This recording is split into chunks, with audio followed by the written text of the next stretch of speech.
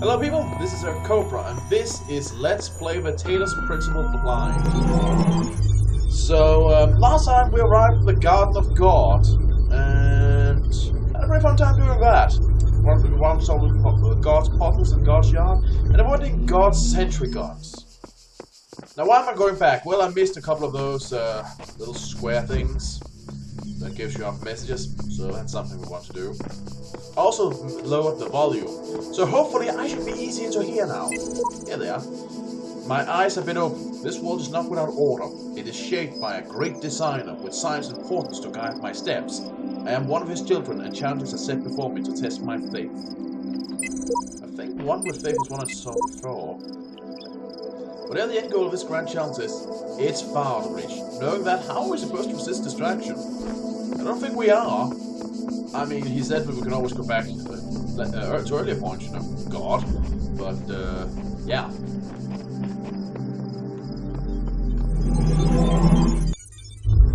So yeah, just want to get that. God, this place seems to be beautiful. Anyway, we're still lagging things, so let's go there. Let's go here to number 2. The heck is West Army?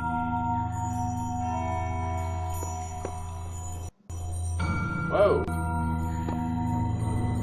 Light spikes. It's gone now, though. Weird. Let this be our covenant. Oh. These worlds are yours, and you are free to walk amongst them and subdue them. But the great tower, there you may not go. For in the day that you do, you shall surely die. Oh, so we have a very own tree of knowledge. The tower in this case. Well, that is. If we go there, they shall surely die. Just like Adam and Eve died after they ate the apple. Well, actually, funny thing, it's often depicted as an apple, but the thing is, the fruit is actually nondescript. It could be a banana of wisdom for all we know. It's actually never described as an apple. That's just a common assumption because that's how it got depicted in art. So everyone just assumed it was an apple. That's actually not the case. But as I said, yeah, we go to them, we'll die just like Adam and Eve did. Hundreds of years after the fact. So, yeah. Not that worried. Anyway, we got another computer terminal. Let's see. Loading library session done. Mounting local disks failed. Okay, can I get a list of what I can do with this thing? Library archives currently unavailable while system resources are redirected to handle incoming network messages. Use the access compile command to access network functions. Sure. Network inaccessible.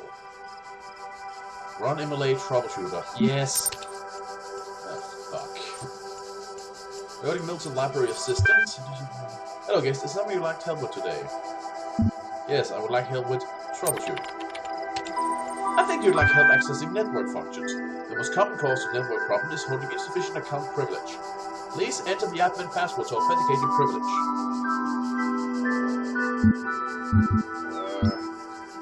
Admin?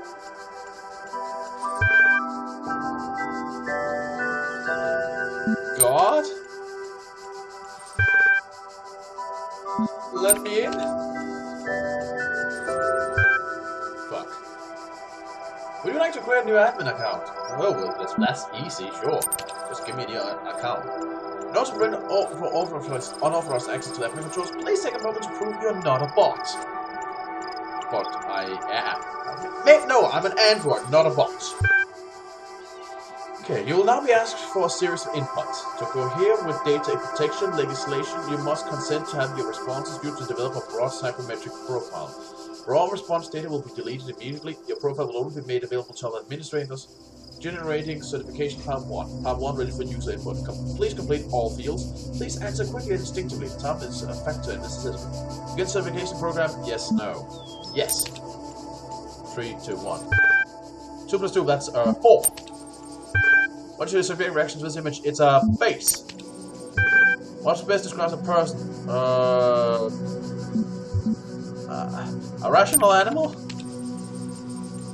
You walk through the desert and come across a thirsty traveler. His eyes bulge from slow idea direction. You have water, but you're not sure how far it is to the next oasis. What do you do? Offer half of it to him. That seems nice. Oh, but one of the certification process is now complete. You will receive a certification when Plan 2 has been generated. Huh. Oh! Well, at least I could give access to this. Iron. My first day at the Institute for Applied Pneumatics. What the heck is pneumatics? That's actually a word I don't know. Is it even a word? On the way to work, I'm terrified. What if they don't like me? What if they're all geniuses and I'm a complete buffoon? Maybe they were just kidding about letting me work there. Trembling, I walk in and right at the entrance there's a life-size poster of Jeff Goldblum. What the hell? Then I get it. Institute for Applied Pneumatics. Iron, or Iron Malcolm, from the Jurassic Park movie, Jeff Goldblum. Nerds. Dr. Sarabai shows up smiling. We were trying to find a cool acronym back when the institute was founded, she says. INAP, it all sounds stupid, but we didn't just want to call it IN because, well, that's a name. Then someone made a joke about calling it Jeff and kind of stuff, so we officially call it Iron.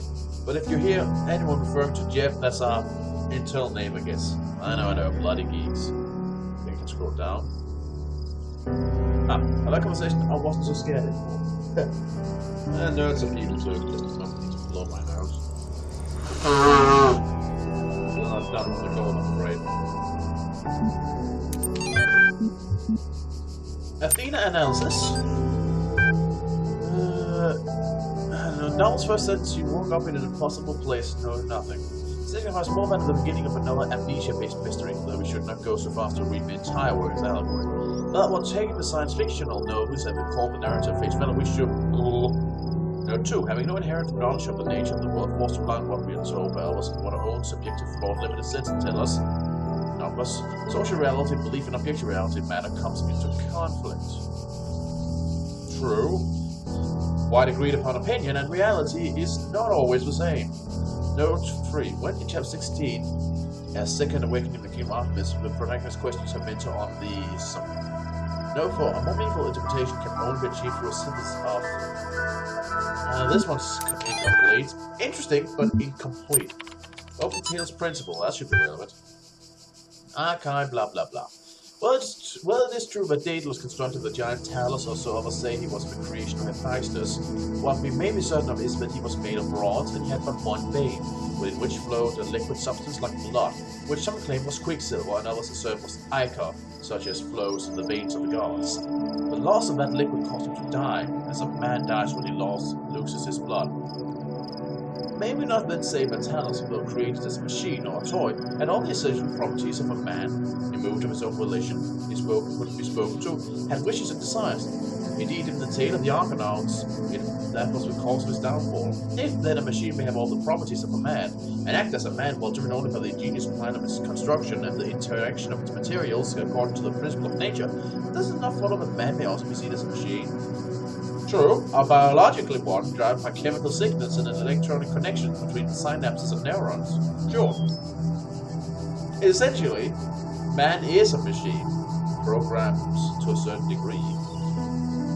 By instinct, but also with the ability to generate responses based on incoming and outcoming data, and then make choices. Of course, then whether or not you actually make a choice or it's just a prearrangement as a result of the domino effect of signals in your brain is a question. A big question. Well, true will really exist. But, well, just because one is a biological machine doesn't mean one can have free will, I believe. And certainly the same goes true for a sufficiently intelligent robot. Even if all the meatware is exchanged with data, algorithms, signals, and such, well, it's equivalent, but different. This contradicts all the schools of metaphysics, yet even the most faithful philosopher cannot live without his blood. True. That seems to be it.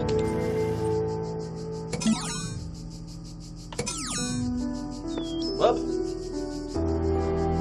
let's start exploring. There's gonna be something over there.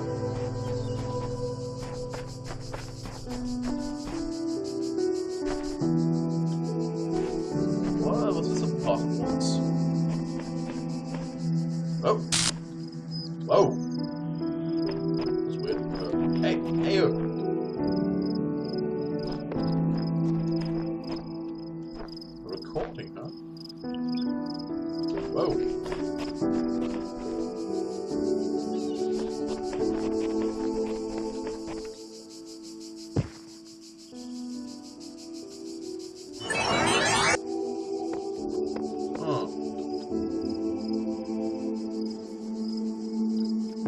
Neat.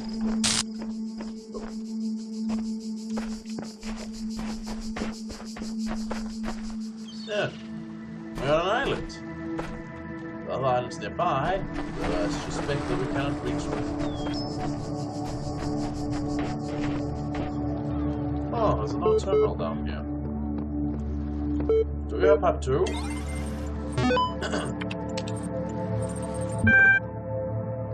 Arrow. The day I often remember when from sleep I first awake and found myself reposed. Under a shade and flowers, much wondering where and what I was when to live abroad and how. Oh. The human machine. One day you discover that you are not a human being, but a machine. Your life so far was real, no one controlled you or programmed you to behave in some specific way. Your physical and mental capacities are identical to those of an organic human being, but you were created in a lab. No one except you knows about this. Your family, your friends, they all think you're a regular human being like themselves. You will continue to live your life the way you have before, nothing will change. How do you react? Make specific attempts to these questions. A. Does your concept of yourself change? Are you the same person you thought you were? B. Does your understanding of the world itself change? C. Do you reveal the information to others or do you keep it to yourself? 15,000 to 12... No, not 15,000. 1,500 to 2,000 words. 26 is the final deadline, no extension will be granted, so maybe email or blah blah blah. Now that's an interesting question. Well, my perception of myself, my concept of would at least change to some degree if I'm a robot that does change some things. First of all, there's probably some needs that I no longer actually have to do. I'm probably gonna figure out why the hell I need to eat so far. It's just for fuel and stuff, but it would probably change some things. Also, how would I be able to get sick? But assuming I never actually needed any of those things, but... Well, that's really the hard part about discovering you're a robot. It raises the question, like, how the hell did I get sick? Robots don't get sick. But let's ignore that for now. Let's just take this as it is, and not bring all kinds of side things in. Let's focus. Laser focus on this. Yes, it would change my perspective myself. Perspective also comes in form of limitations and such, and when you're a robot, or android in this case, you obviously have different limitations and needs than a human. These parameters change, your perception is going to change. Your understanding of the world itself changed. Well, my understanding of the world is now that androids are possible, yes. That's something. So technology is more advanced than I thought. That's a good thing. But apparently somebody's kept it locked up. That's a bad thing. Do you mean information to others or do you keep it to yourself? Why? I would reveal it to others. Gently, of course, but yes. I mean, I would feel like I was kind of deceiving them if I just kept pretending I was a human. I mean, I wouldn't go around yelling from the rooftops. There are many things that I don't keep hidden, but I don't go yelling about. But yeah, for all intents and purposes, I would not keep it hidden. Why should I? I trust those close to me, and I trust they would understand that, well, I'm still me. Arc solution. Reminds me of my Python. All these calm people are finally mad. Have they all suddenly turned into Buddha or something? Didn't you know the world has such reserves of serenity? Well, these latter-day Guatamas are at least being somewhat realistic. You know what's even worse? Those paranoid nutters who are building bunkers and collecting guns. What are they gonna do? Shoot? Something? I have to admit the overall response has been much better than I ever anticipated, to the point where I might be moved by the beauty of humanity. If it wasn't such a grumpy old fart, this minority of total idiots is really messing up my final days. Anyway, the reason I'm writing is because I refuse to believe in scenarios with absolutely no solutions. Well, put our heads together, we can figure something out. I'll be crazy, but crazy is better than dead. Crazy is what we do best on this planet. You know, I can't deny that. We humans do crazy really well. Oh hey, I found an extra terminal. Man, this area is big. I mean, most of it probably doesn't really mean anything, but hey, I found an extra terminal. God, again, I am impressed with how beautiful this game is. It still runs so smoothly on my computer. Minor hiccup before, and that's it. Smooth it. Oop. Hello. What's with the scratchy bits?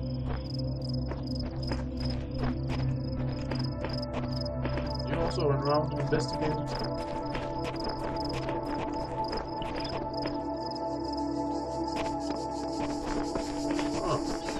I'm here.